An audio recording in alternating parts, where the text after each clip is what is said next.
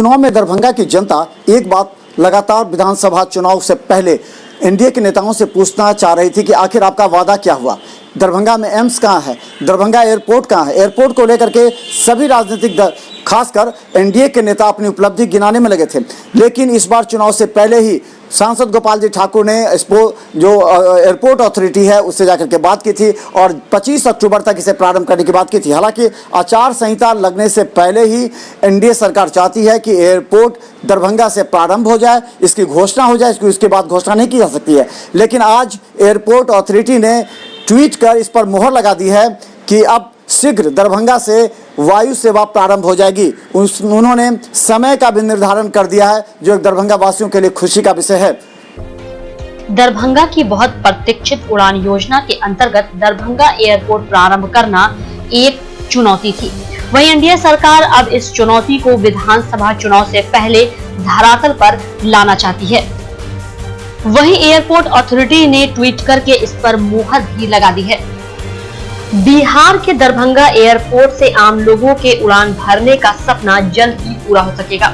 Airport authority of India ने tweet करते हुए इसके संकेत दिए हैं। दरअसल एयरपोर्ट अथॉरिटी ऑफ इंडिया ने ट्वीट करते हुए लिखा कि दरभंगा हवाई अड्डे से जल्द ही नागरिक उड़ान अभियान शुरू होगा। क्षेत्रीय कनेक्टिविटी योजना के तहत मिनिस्ट्री ऑफ सिविल एविएशन और एयरपोर्ट अथॉरिटी ऑफ इंडिया ने दरभंगा से अन्य हवाई अड्डों को हवाई संपर्क प्रदान करने के लिए बिहार सरकार से हाथ मिलाया है। इससे पहले एआई ने लिखा कि 92 करोड़ की लागत से दरभंगा में एक अंतिम सिविल एन्क्लेव का निर्माण कराया जा रहा है। एक पूर्व निर्मित टर्मिनल कार पार्क के साथ बोइंग 737 800 विमानों उतारने और टैक्सीवे को जोड़ने समेत रनवे को मजबूत करने के साथ एक नया एप्रन का निर्माण किया जा रहा है। एएआई ने लिखा कि भारतीय वायुसेना से संबंधित दरभंगा एयरपोर्ट का रनवे 9000 फीट का है। इससे उड़ान योजना के तहत दिल्ली से दरभंगा कनेक्टिविटी के तहत चुना गया है।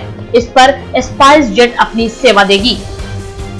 उल्लेखनीय है कि स्पाइस जेट को दरभंगा एयरपोर्ट से मुंबई, बेंगलुरु और दिल्ली रूट पर रीजनल कनेक्टिविटी स्कीम के तहत विमान सेवा शुरू करने की इजाजत दी गई है।